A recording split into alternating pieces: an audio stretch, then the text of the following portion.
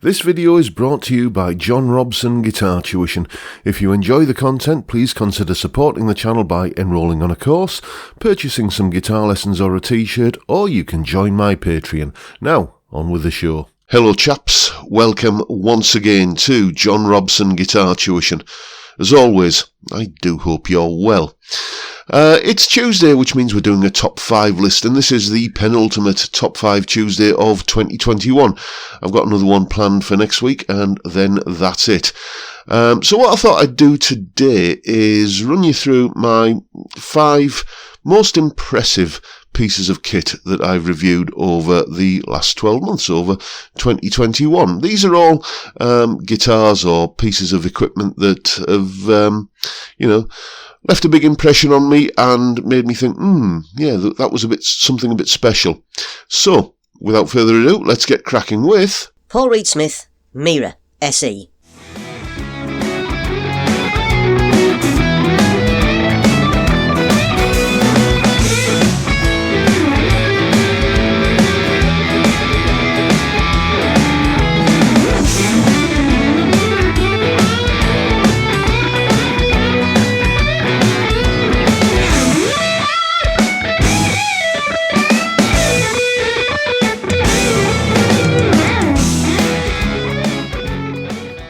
Yeah, there is in action, the PRS Mira SE. I've played, couldn't even count how many PRS guitars. I've owned 2, and I've played various ones over the years that have either come in here for review or have belonged to students, and both SE and core models. And this is by a country mile the nicest PRS I've played. It's certainly the nicest SE that I've played, but I would say it would even clinch the category of being the nicest PRS. I love its stripped down, no nonsense, back to basics, everything you need and nothing you don't, aesthetic. Just the way that you've got those 2 lovely sounding humbucker pickups, and just a simple single coil switch on a push pull pot on the tone control, not those little fiddly borrower sized mini switches that you get on the custom 2408. It's functional and it's ergonomically designed, beautifully balanced guitar, and it's a lovely neck to play on, and I can't imagine that there'd be any musical genre that you would want to play with that guitar that it wouldn't handle with aplomb. So why didn't I keep it? Well, I got a good deal on it when I bought it. It was in used condition. Well, it was in brand new condition, but I bought it used. You wouldn't have known that it wasn't a box fresh guitar. But I was offered a little bit more than I paid for it, and the business side of my head took over, and I thought, you know what, yeah, let's move it on. It may have been a little bit different, though, if it didn't have those bird inlays. That's the one thing that I'm not keen on about PRS guitars, and I'm certainly not keen on them on a stripped down, blue collar, no nonsense, functional guitar like the Mira. It would have looked so much better if it had just had dot inlays. So PRS, if you make a Mira with dot inlays and possibly even give it a satin finish, I'll be all over it like a rash. So that's the first one. Next, Sonic Twiggy Blues Multi-Effects.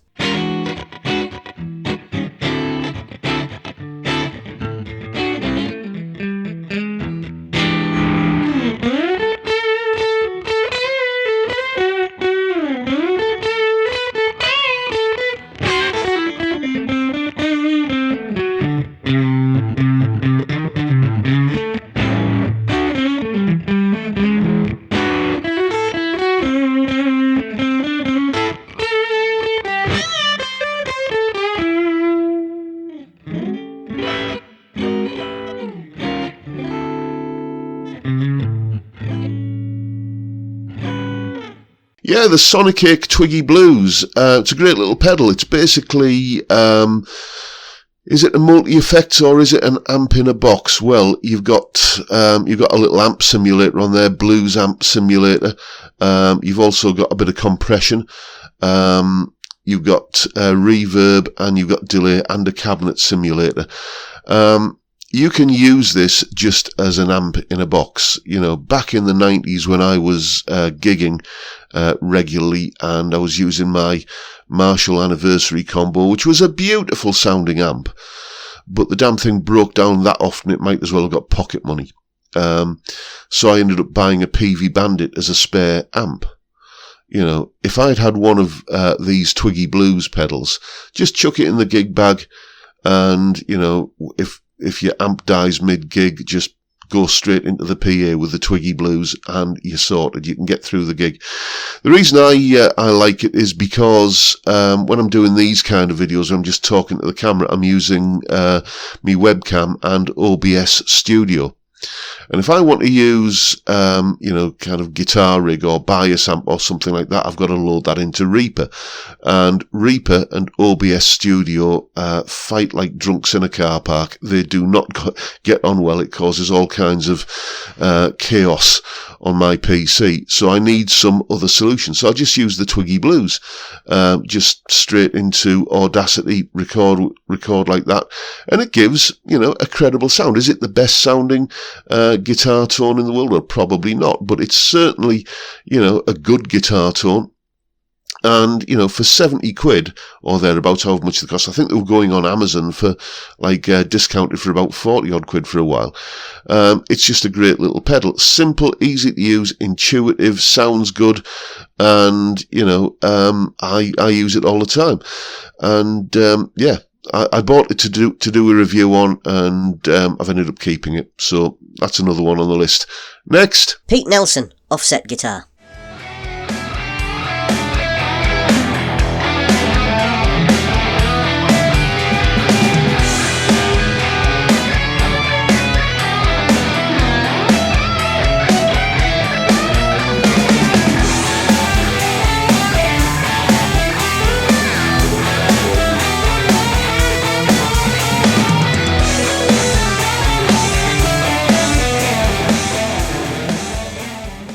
yes, now a chap called Pete Nelson contacted me. We'd sort of, you know, had a little bit of, we knew each other sort of before this, but he got in touch with me and said, "I've built you a guitar."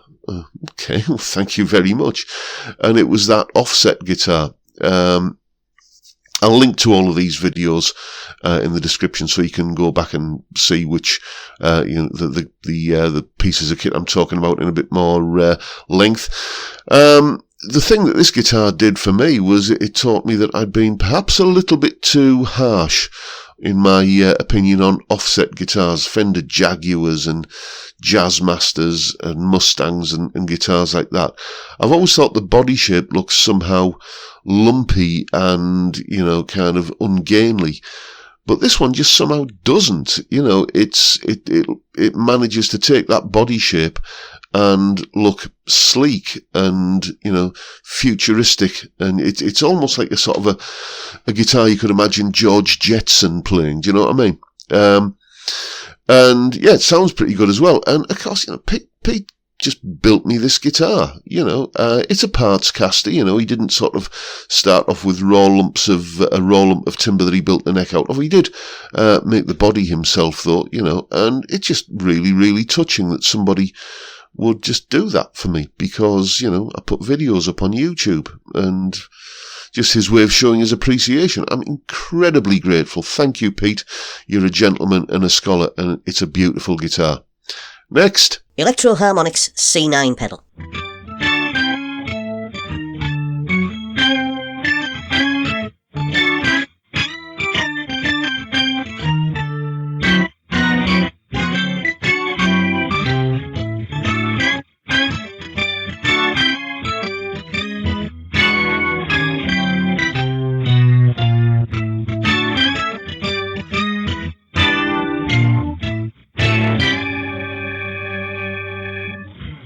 Again, another gift from a chap called William Campbell, who just the parcel just arrived one day. Thought I'm not expecting a delivery. And a little note inside from William saying, just a token of appreciation for all you do.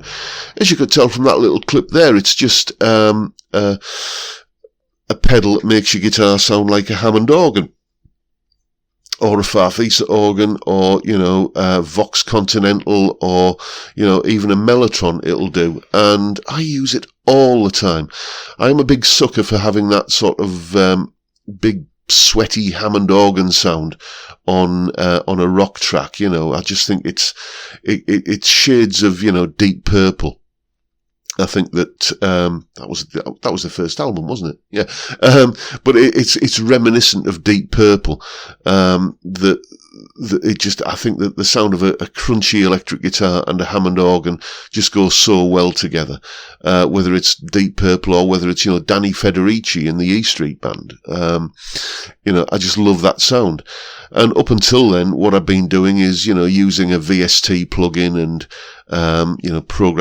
programming each note one mouse click at a time.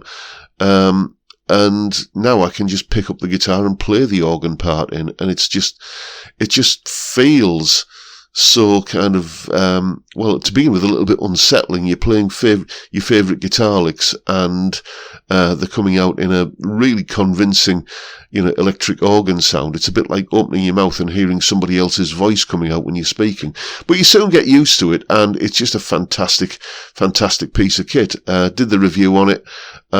Absolutely over the moon with it, and just, again, more grateful than I can really express in a short little video like this. Thank you, mate. You're a gentleman and a scholar, and I love the pedal. Next. Sire, Larry Carlton S7.